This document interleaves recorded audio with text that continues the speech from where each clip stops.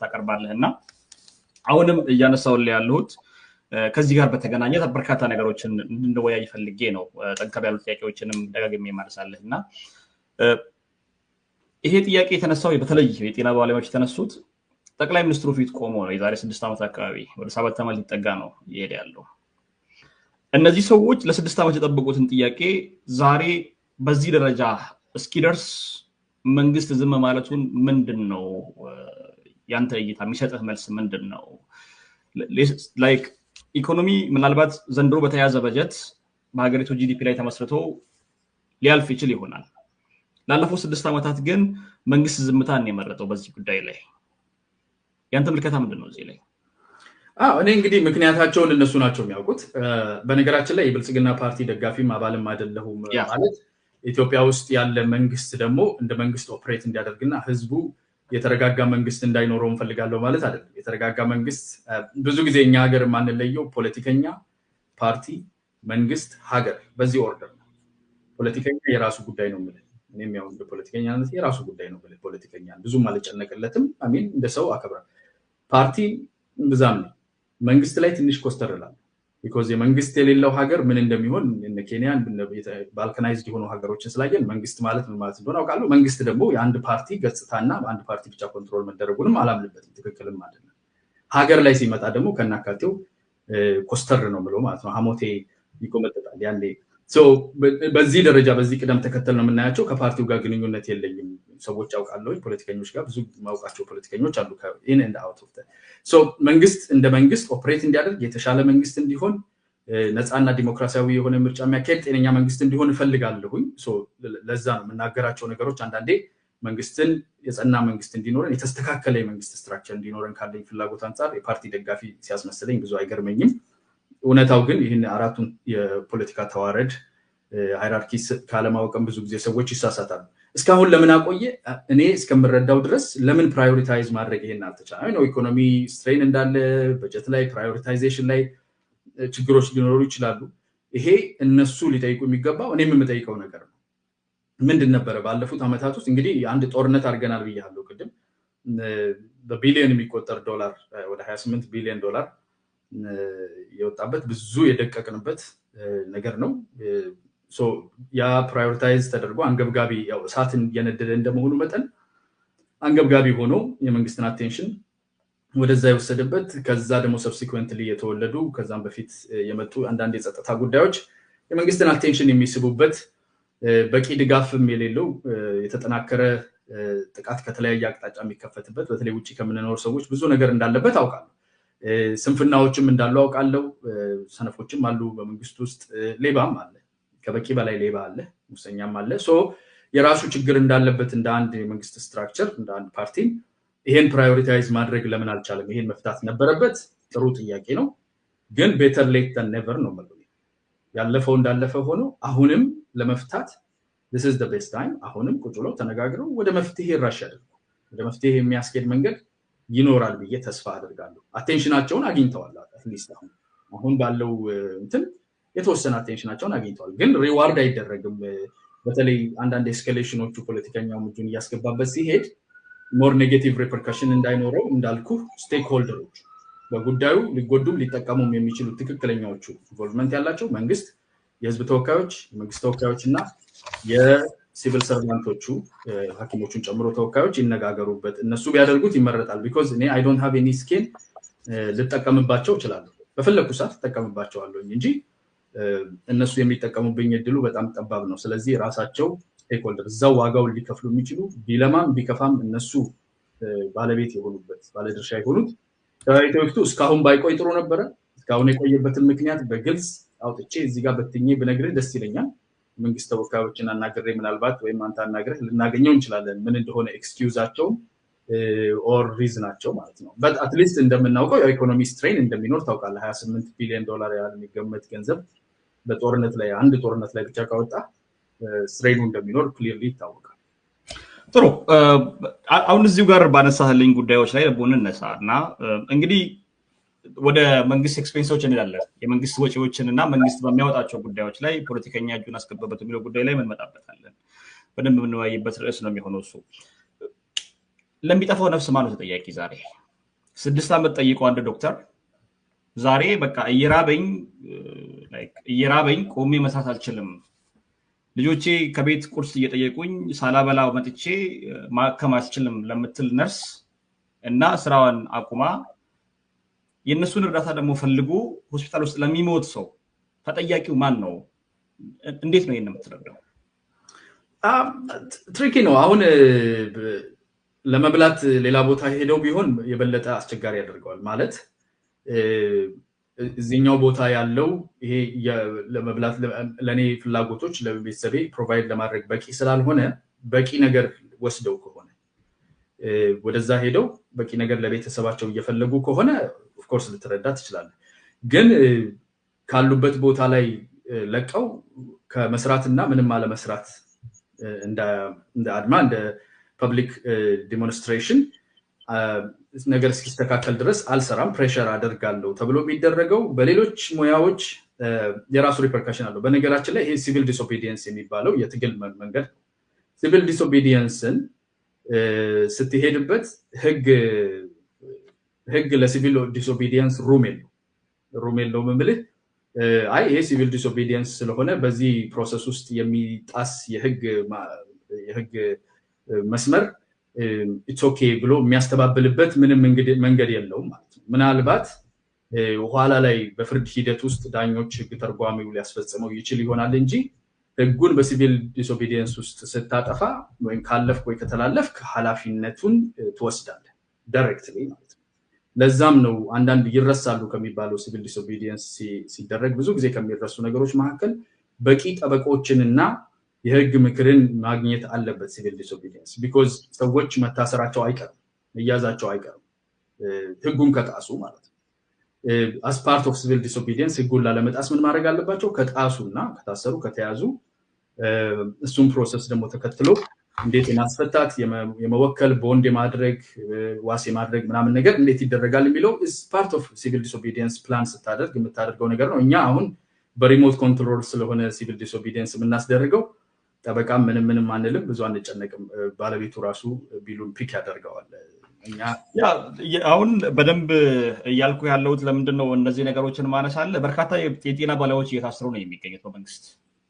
እነዚህ በመንግስት የሚታሰሩ የጤና ባለሙያዎች ወንጀል ሰርቶ አይደለም፣ እየራበኝ መስራት አልችልም በማለታቸው ነው። አንተ ህግን ተምረሃል እና የሆነ ሰው ከአቅሙ በላይ ወይ ደግሞ ይሄ በቃ ለምሰጠው አገልግሎት የሚገባኝን ክፍያ አላገኘሁም ብቻ ሳይሆን የሚከፈለኝ ክፍያ ለመብላት እንኳን አልቻልኩም። እኛ የቀን ሰራተኛ እንኳን ከኛ በላይ ነው ደሞዝ የሚያገኘው። የቀን ሰራተኝነትን እንኳን ብሰራ ከዚህ የተሻለ ደሞዝ አገኛለሁ። ልጆቼን ቁርስ ብሎ ሲጠይቁኝ አልሸማቀቅም ብሎ ወደ ቀን ስራ የሚሆነው ሌላ ስራ የሚሄድን ዶክተር መልሱ መመለስ ነው የሚቀለው ማሰር ነው የሚለው ነው ትልቁ ጥያቄ መሆን ያለበት እና አሁንም ወደዛው ነው መመለስ ተመሳሳይ ጥያቄ ነው የሚሆነውና አይ ቲንክ መጀመሪያ ላይ በደንብ አልተረዳው ከሆነ አላውቅም እንጂ መንግስት ወይም የጸጥታ አካላት ክራክዳውን የሚያደርጉ ከሆነ ለማስፈራራት ይሄን ዝም ለማስባል ሰዎችን በማስፈራራት በመያዝ ምናምን የሚደረግ ነገር ኖርማሊ እንደዚህ አይነት በተለይ እንደኛ ያልሰለጠነ ዲሞክራሲ ባለበት ሀገር ላይ ይደረጋል። እሱን በፍጹም ኮንዶን አላደርግም፣ ተቀባይነት የለውም። በወንጀል ተጠርጥሮ ወንጀል ሰርቷል ተብሎ በወንጀል የሚያሰው ካልሆነ ሐኪሞችም ሆኑ መምህራንም ሆኑ የጽዳት ሰራተኞች ጥያቄ አቅርበው ወይም ደግሞ አንድ አይነት የሆነ አይነት እምነት ኖሯቸው ኢቭን ፖለቲካሊ ድሪቭን እንኳን ቢሆን በፖለቲካ እንኳን ቢሆን ይሄኛውን አልፈልግም ብሎ መቃወም መብታቸው፣ ያንን መብታቸውን ኤክሰርሳይዝ ሲያደርጉ ለማስፈራራት ለማስደንገጥ ቁም ለማስባል ተብሎ የሚደረግ ጫና፣ ማሰር፣ ማንገላታት በፍጹም ተቀባይነት የለም። እሱን እንዳለ ሆኖ አንተ የምትለው አንድ መምህርነት ሙያውን ወደዋለሁ ግን ቤተሰቤ መመገብ ስላለብኝ ቆሎ መሸጥ ወይም ደግሞ ጉድጓድ መቆፈር ኦር የሆነ ቦታ ሄዶ ኮንስትራክሽን መስራት የተሻለ የፕሮፌሽን ሆኖ ታይቶኛል፣ ቤተሰቤን ሰፖርት ከማድረግ አንፃር የምወደውን ፕሮፌሽን ትቼ ወደዛ ሄጃለሁ ብሎ መልቀቂያ ካስገባ ማንም ሰው በዚህ ውስጥ ሊሳተፍ ምንም ሊያስቸግረው አይገባም። ምርጫው ነው፣ ግዴታ የለበትም። ስለዚህ እነኚህ መምህራንም ሆነ ሐኪምም ሆነ ወታደርም ማንም መልቀቂያውን አስገብቶ ስራውን ለቆ የተሻለ ክፍያ ያስገኝልኛል ወደሚለው ንግድም ሆነ ስራ መሄድ ሙሉ መብቱ። ሐኪሞች እያደረጉ ያሉት የሕክምና ባለሙያዎች እያደረጉ ያሉት ይህንን አይደለም። ሊያደርጉ የሚፈልጉ ያሉት ምንድነው? መንግስት ረጅም ጊዜ ታግሰን ትኩረት ሊሰጠን አልቻለም። ጥያቄዎቻችን እየተረሱ እኛ እየተጎዳን እየተሰቃየን ነው እየሄድን ያለው። ስለዚህ ይሄ ጥያቄ የመንግስትን አቴንሽን እንዲያገኝ ለውጥ እንዲመጣ በጋራ ሆነን ድምጻችንን ማሰማት አለብን። ድምጻችን ደግሞ ባዶ ድምጽ እንዳይሆን አቴንሽን እንዲያገኝ ሞር ሼክ የሚያደርግ ሞር ሲስተሙን አፌክት የሚያደርግ ወደ አይኑ ወደ አንተ ለመሳብ ብለህ የምታደርጋቸው ነገሮች ናቸው። ይሄን ስታደርግ ይገባኛል ለምን እንደተደረገም አመክኖን ተነጋገርን እኮ ጊዜም ፈጅቶባቸዋል። ኑሯቸው ጥያቄያቸውም ትክክለኛ እንደ ሜዲካል ፕሮፌሽናል ግን ትልቁ የመጀመሪያው የሚገዛቸው ህግ መሐላቸው ዱ ኖ ሃርም ነው። ጉዳትን ያለማድረስ ነፍስ ማዳን እንጂ ነፍስ ላይ ያጠፉ ትልቁ መሐላቸው ዱ ኖ ሃርም ነው። መመገብ ራስን ትክክል ነው። ሰስቴን ማድረግ አስፈላጊ ነው። እንከምም ያስፈልጋቸዋል። ይሄ ሁሉ አስፈላጊ ነው ጥያቄያቸው። ዱ ኖ ሃርም ግን ጋይድ የሚያደርጋቸው ነገር ዱ ኖ ሃርም እኮ ለማለት እነዚህ ሰዎች 6 ዓመት ታገሱ። እሱ ነው ምልክት። ትግስታቸውም ትክክል ነው። አቴንሽን መፈለጋቸውም ትክክል ነው። አቴንሽኑን ለማምጣትም ተደራጅተው መቆማቸው በጋራ መቆማቸውም ጥሩ ነው። አቴንሽኑንም ደግሞ ለራሳቸው ብቻ ሳይሆን ለመላው ሲቪል ሰርቫንት አትራክት አድርገዋል። ይሁን እናንተ እያወራንበት ነው። በእርግጠኝነት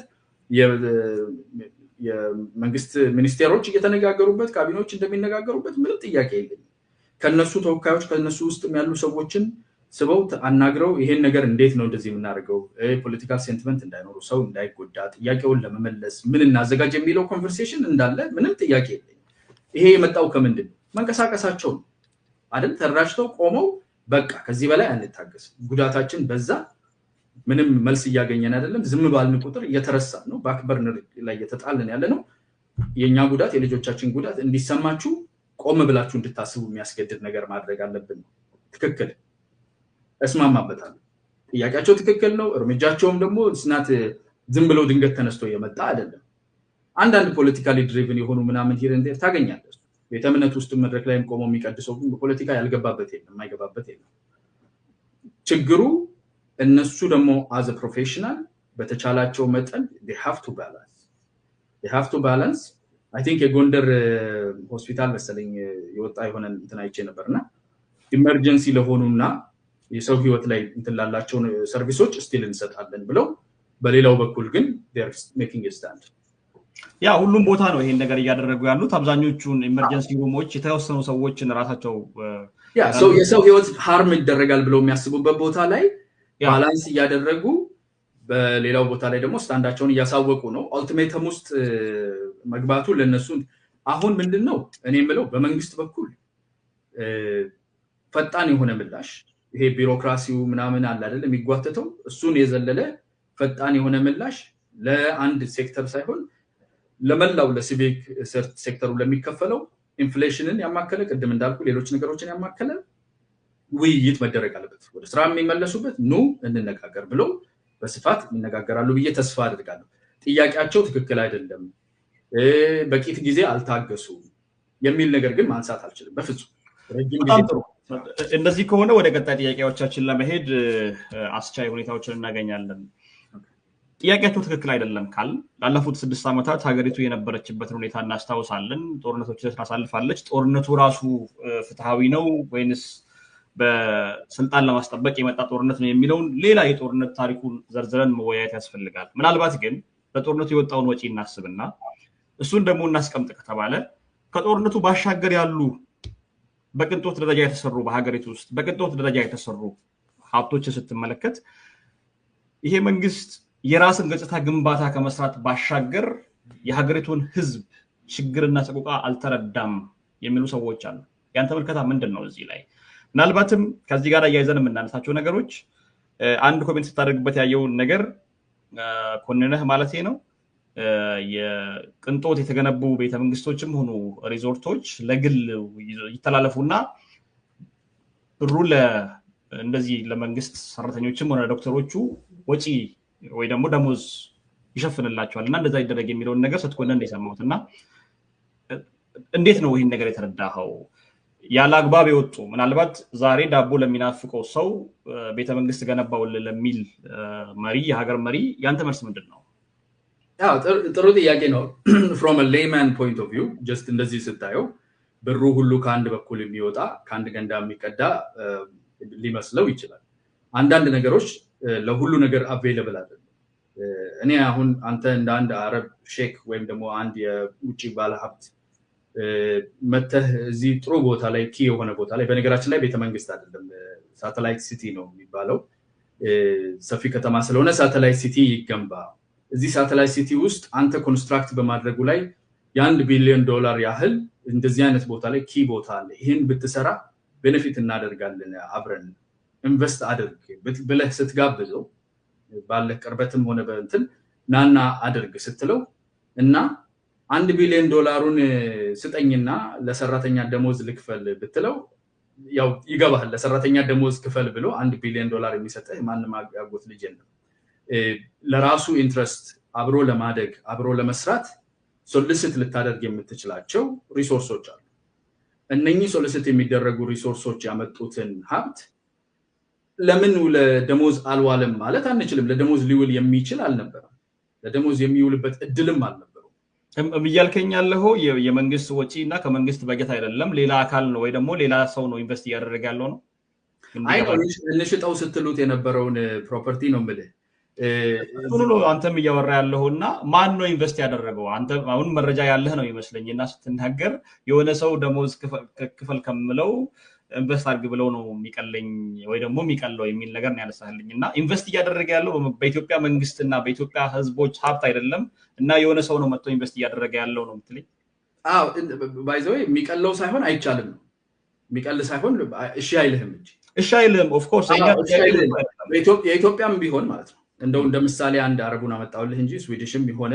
ኢትዮጵያዊም ሆነ በውጪ የሚኖር ኢትዮጵያ ዜጋም ሆነ አንተ ራሱ እንደ አንድ ግለሰብ ባለሀብት ብትሆንና ስፔንድ የምታደርገው $100 ሚሊዮን ቢኖር ያን $100 ሚሊዮን መንግስት እስቲ ለመምህራን ደሞዝ አደርገዋለሁ ቢልህ እባክህ ነው ምንም ታምር የማይሞከር ነገር ነው because expend ወጪ ነው የሚሆነው ማለት የማይመለስ ወጪ ነው አለ so sunk cost pick አታደርግም ማለት ነው ኢንቨስት ነው የምታደርገው የሚያድግ ነገር አብሮ የሚገነባ ነገር ላይ ልታገኝ የምትችላቸው ሶሊሲት ልታደርግ የምትችላቸው ሪሶርሶች አሉ ይሄ ኢንፎርሜሽን እኔ በግሌ ከመስሪያ ቤት ወይም ከድርጅት ጋር ባለኝ ትስስር ወይም ቅርበት አይደለም ማገኝ ይሄ ኢንፎርሜሽን በፊት ለፊት የተነገረ ነገር ነው ፓርላመንት ውስጥ የተባለ ነገር ነው ቤተመንግስት በ40 ምናምን ቢሊዮን እየገነባችሁ ነው የሚል ጥያቄ ሲመጣ አንደኛ ቤተመንግስት አይደለም አሁን ያልኩት ሳተላይት ሲቲ ነው እየተገነባ ያለው ቤተመንግስት ነው ያለው ጠቅላይ ሚኒስትሩ አንተ ካስተካከልክላቸው ችግር የለም እሳቸው ግን እንገነባለን እንደውም ብሩን ተነሳቸው ብሎ ነው ሲናገሩ የነበረው እሱ ላይ የተናገሩትን ሄደህ ደግመህ ስማ ብዙ ሰው የተሳሳተው ስለሆነ ነው በደንብ ስለማቆም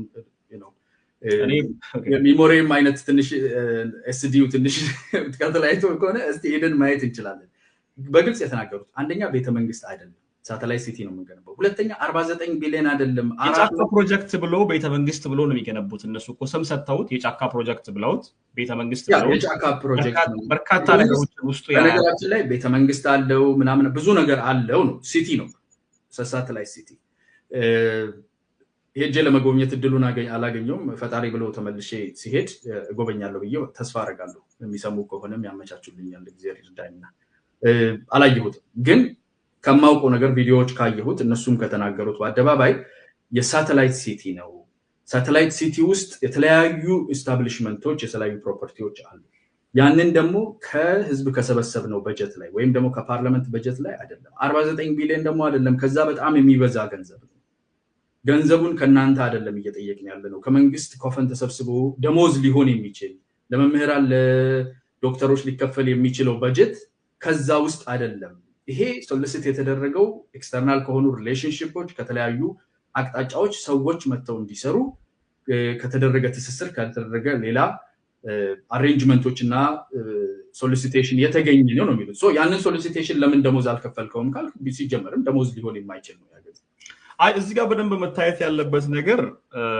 አያና ኦኬ somebody ገንዘብ ኢንቨስት ማድረግ ፈለገ ኢትዮጵያ ላይ ደሞዝ ክፍልልኝ ከምትለው ፕሮጀክቶችን ስራልኝ ያልከው ፕሮጀክቶች እየሰራ ነው የሚገኘው የኢትዮጵያ ዛሬ አንገብጋቢ የኢትዮጵያ ህዝብ ዛሬ አንገብጋቢ ጥያቄ ጎረጎራ ነው ወንጪ ነው ወይንስ ትራክተር እና መንገድ መብራት ውሃ ነው የትኛው ነው የሚቀድመው ማለት ከፈረሱ ጋሪው አልቀደመም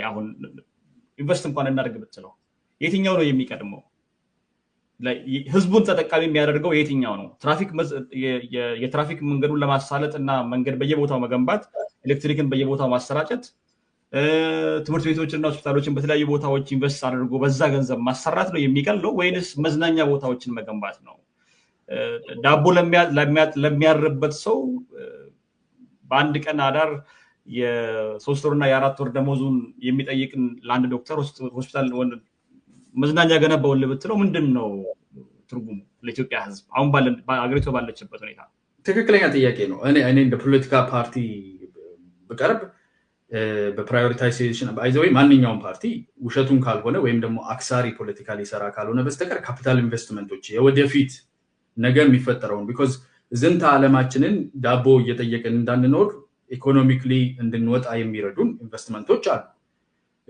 መላው ዓለም የሚሳተፍባቸው ቴክኖሎጂ ላይ ሰርቪስ ላይ ቱሪዝም ላይ ነኝ ፋስት የሆኑ ከዓለም ጋር የሚያገናኙ ከረንሲ የሚያመጡ እንደ ሀገርም ደግሞ ለመወንጨፍ ለማደግ የምትፈልግ ከሆነ የምትዘራቸው የምታስቀምጣቸው ለዘር የምታወጣው ወጪ አለ ለነገህ ለዛሬ 5 ዓመት 10 ዓመት ይሄ ሀገር የት ነው ማየት የምፈልገው ለዛ ደግሞ ምን ኢንቨስት ማድረግ አለብኝ ብለህ የምትሰራው የምታወጣው ወጪ አለ አይ እሱ ላይ ሎኬት አላደርግም እንበላዋለን የምናገኘውን ሁሉ we are going to be focused on earning የሚል ከሆነ እሱ ስህተት ነው የሚሆነው ግን ምን ያህሉን ነው ወደዛም አድርገው ምን ያህሉን ነው ወደዚህም አድርገው 1400 ትራክተር ቅርብ ጊዜ ሲከፋፈል አይቻለሁ የመስኖ ላይ እየተሰሩ ያሉ ዳቦ ፋብሪካዎች የሚባለው ነገር ምን ያህል ዳቦ ፋብሪካዎች ተከፍተዋል ባለፈው እየሰሩ ነው ወይ ነው ያኔ እሱ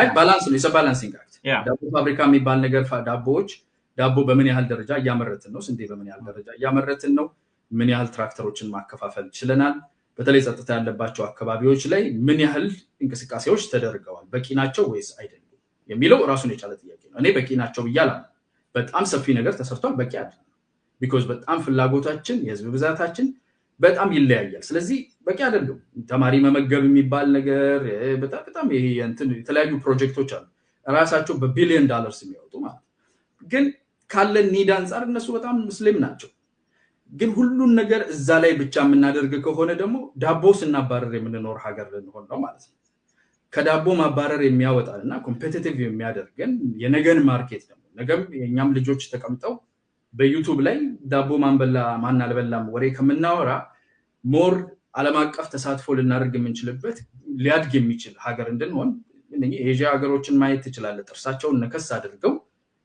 ነገ ላይ ኢንቨስት አድርገው የሰሩት ስራ አለ ነገ ላይ ቴክ ላይ ኢንቨስት የምናደርገው ኢንፍራስትራክቸር ላይ ኢንቨስት የምናደርገው ቱሪዝም ላይ ኢንቨስት የምናደርገው ነገር የሚያሳድገን ሰርቪስ የሚያሳድግ because ሰርቪስ ነው ኖርማሊ ሀገር የሚያሳድገው ገበሬ ሀገር አያድግም ገበሬ ሀገር የዘነበለት ቀን ይበላል የደረቀ ቀን ይራባል ማዘመን እኮ ነው ግብርና አሁን ትልቁ ነገር እኛ ዛሬም አያቶቻችን የተሸከሙትን ቀንበርና ሞፈር ተሸክሞ የሚሄድ ገበሬ ይዘን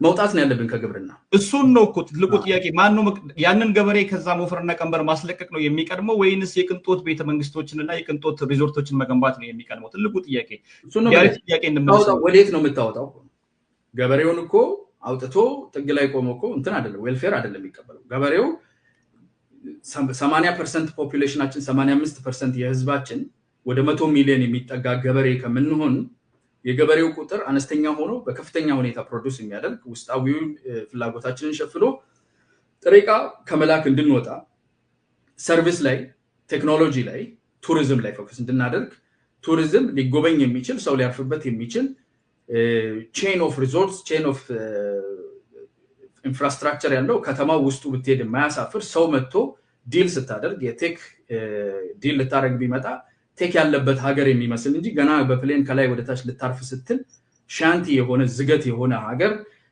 ሄደህ ልታርፍ የምትችልበት ባዝሩሙ ፍላሽ የሚያደርግ እንኳን አንድ ደና ሪዞርት የሌለበት ሀገር ላይ ቱሪዝም ኑልኝ ማለት የጥንታዊ የዛሬ 200 300 1000 ዓመት በፊት የተሰሩ ባህላዊ ነገሮችን ብቻ ይዘህ ከዛ ጋር አኮሞዴት የሚያደርግ ነገር ሳሰራ ወደ ቱሪዝም መሻገር አትችልም ሶ ቱሪዝም ውስጥ ተሳታፊ እንዲሆን ህዝቡ ቱሪዝሙን መንግስት ነው ወይ መያዝ ያለበት አሁን መንግስት የራሱ የሆኑ ነገሮች አሉት አይደለም የፌደራሉ መንግስት የሚሰራቸው ነገሮች ወደዛም መንገድ መንሄድ ከሆነ ቱሪዝም እንፈልጋለን አሁን እንፈልጋለን ጎረጎራ ላይ ወንጪ ላይ ሌሎች ቦታዎች ላይ አላላኪ ላይ የሚገነቡ ነገሮች ይገነባሉ ግን እነዚህ ነገሮች የግለሰቦች ግለሰቦች መገንባት አይችሉም ወይ? የግል ባለሀብቶች ድርሻ አይደለም ወይ ይሄ ነገር? የሚችሉበት ቦታ ይገነባሉ። ኃይሌ ሪዞርት ኤጃርፍ ያለው አይቼዋለሁ። ያ እና ኃይሌ ካፒታል ያለው ቦታ ላይ ግለሰብ ፕራይቬታይዝ ማድረግ አለብን።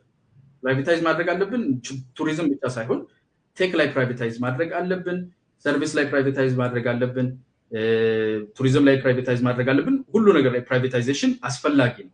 ዝም ብለህ አሁን እኛ ከሰፊ መንግስት ያለው በጣም የጠበበ የኢኮኖሚ አቅም ያለው ፐብሊክ ሴክተር ባለበት ይዘት መንግስት ያን ሁሉ ሀብት ይዞ ኢንቨስት የማያደርግና የማይሰራ ዳይሬክት ኢንቮልቭመንት ከሌለው ኢኔብል የማያደርግ ከሆነ ፐብሊኩን ብቻ ጠብቀ ወይም ባለሀብት ብቻ ጠብቀ ልትሄድ አትችልም።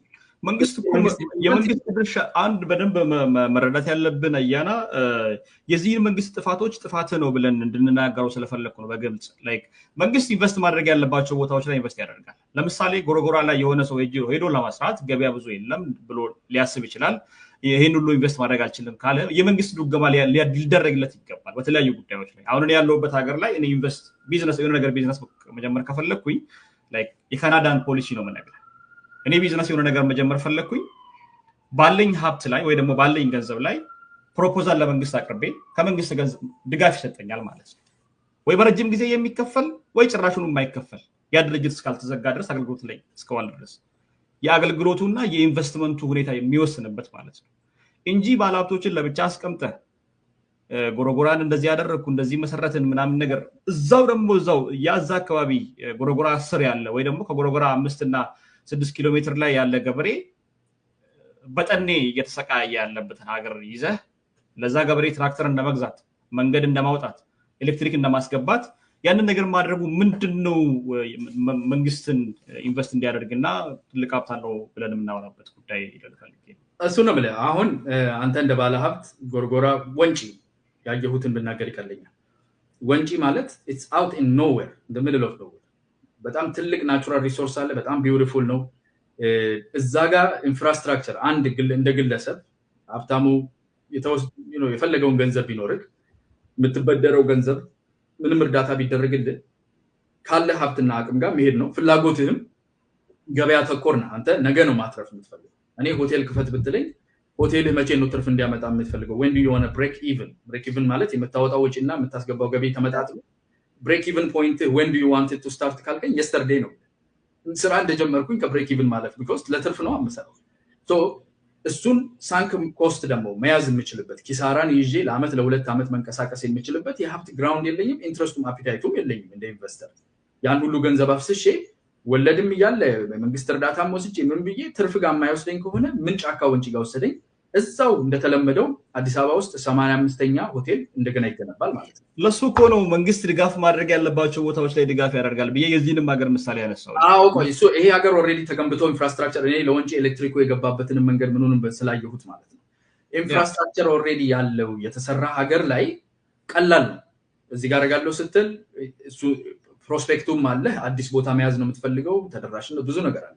መንግስት ኦሬዲ የገነባው ነገር ሲኖር ኢንፍራስትራክቸር ሲኖር አሁን ወንጪ ጋር የሆነ ነገር ካለ እዛ ጋር ተጠግቶ እኔ ስራ በተለኝ ሆቴል ከዛ ጎን ደግሞ ሌላ ተመሳሳይ የሆነ ተቀራራቢ የሆነ ስራ ለመስራት ይቀለኛል። ለምን ኢንፍራስትራክቸሩን ኦሬዲ ትልቁ ባለሀብት ኢትዮጵያ ውስጥ ትልቁ ባለሀብት ማን ነው? መንግስት ነው። ትልቁ ባለሀብት ትልቁ ባለ ሪሶርስ ኦሬዲ መንገድ ቀዶልኛል። ስለዚህ እነኚህ መንገድ ቀዳጅ የሆኑ ወደ ናቹራል ሪሶርሶቻችን ወደ ኢንተርናሽናሊ ሪኮግናይዝድ የሆኑ የዩኔስኮ እንኳን የተመዘገቡ ትልልቅ ሀብቶች ያሉበት አካባቢዎች ትልልቅ ናቹራል ሪሶርስ ያለን አካባቢ ላይ ላንድ ብሬክ የሚያደርጉ ኢንፍራስትራክቸር የሚያስጠጉ ለሌሎች ለፕራይቬት ኢንቨስተሮችን በር የሚከፍቱ ስራዎችን መስራት ነገ ላይ መስራት ነው። ቢኮዝ ፕራይቬቱም ነገ አንተ ጎን ብዙ ሆቴሎች፣ ብዙ መዝናኛዎች፣ ብዙ ነገሮች ይሰራሉ ማለት ነው። በር ትከፍታለህ፣ ኢንፍራስትራክቸር ትወስዳለህ።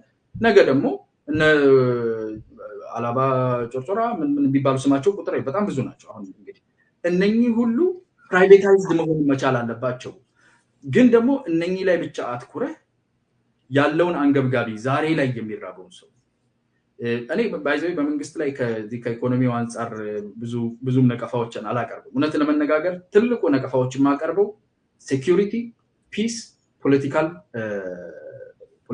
መድረክ ላይ ነው። እዚህ ላይ ነው ትልቁ ደግሞ ዋናዎቹ የሚፈለጉበት ነገሮች ናቸው። እዛ ላይ መስራት ያስፈልጋል። ግን ለኢኮኖሚ ሲመጣ ሳይመልቲኒየስሊ ነው የምትሰራው። ስንዴ መስኖ እነኚህን ነገሮች እየሰራ ይሄ የትላንትናና የዛሬ ሂደታችን ነጋችን ደግሞ ምን ሊሆን ይፈልጋለን ስትል ቁጭ ብለህ ማለም ሳይሆን ነገን ሊያሳልጡ የሚችሉ ነገሮች ዛሬም ፍሬያቸው የማይበላ ዛሬ ትርፋቸው የማይታይ ለነገ ግን መንገድ የሚከፍቱ ነገ ለማኝ ነገም አራሽ የዘነበ ቀን ምን በላይ የደረቀ ቀን የምንራብ እንዳንሆን